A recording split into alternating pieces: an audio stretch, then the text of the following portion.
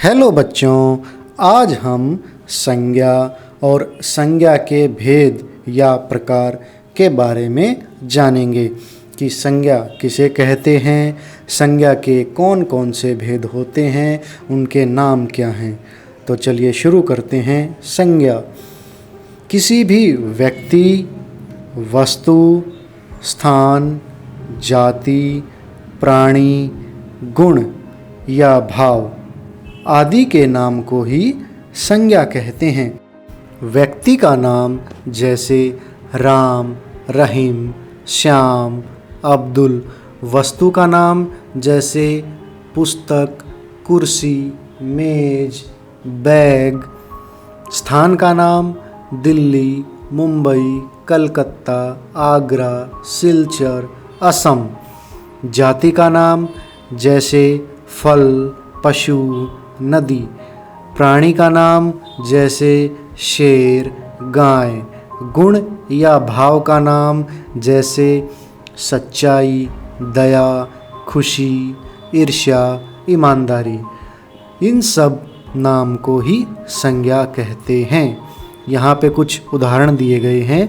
राम, रहीम, दिल्ली, केरल, शेर, गाय, पुस्तक, मेज, मनुष्य, फल, पशु, ईमानदारी, दया, खुशी, ईर्ष्या। और यदि संक्षेप में कहा जाए तो नाम को ही संज्ञा कहते हैं। अगर कोई आपसे कहे कि संज्ञा को एक शब्द में बताओ तो आप कहेंगे नाम। नाम को ही संज्ञा कहते हैं। अब हम संज्ञा का वाक्य में प्रयोग करना सीखेंगे और अगर हमें कोई वाक्य दिया गया है उस वाक्य में से संज्ञा शब्द को छांटना सीखेंगे। पहला वाक्य, मोहन बस से दिल्ली गया। इस वाक्य में संज्ञा शब्द हैं मोहन, बस और दिल्ली। रोहन हाथी की सवारी करता है। इस वाक्य में संज्ञा शब्द हैं रोहन और हाथी। ईमानदारी सर्वोत्तम गुण है। इस वाक्य में संज्ञा शब्द है ईमानदारी। बुढ़ापा सभी रोगों का घर है। इसमें संज्ञा शब्द है बुढ़ापा। राकेश फुटबॉल से खेलता है। इस वाक्य में संज्ञा शब्द है राकेश और फुटबॉल। इन सभी वाक्यों में मोहन, रोहन, राकेश व्यक्ति का नाम है, दिल्ली स्थान का नाम है, बस, फुटबॉल ये वस्तु के नाम हैं, हाथी प्राणी का नाम है, ईमानदारी और बुढ़ापा गुण या भाव के नाम हैं। तो इस तरह आपको वाक्य में से संज्ञा को छांटना आना चाहिए। अब हम संज्ञा के भेद या प्रकार के बारे में जानेंगे।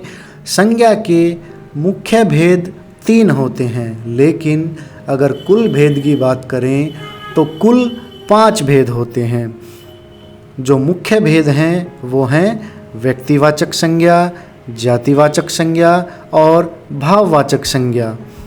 लेकिन कुल भेद में समूहवाचक संज्ञा और द्रव्यवाचक संज्ञा भी जुड़ जाते हैं।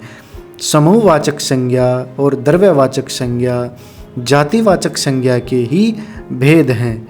इसलिए अगर देखा जाए तो संज्ञा के मुख्य 3 भेद ही होते हैं और कुल भेद की बात की जाए तो कुल भेद 5 होते हैं। संज्ञा के इन सभी भेदों के बारे में हम अगली वीडियो में जानेंगे। तब तक इस वीडियो को अच्छे से बार बार देखें और संज्ञा को समझें।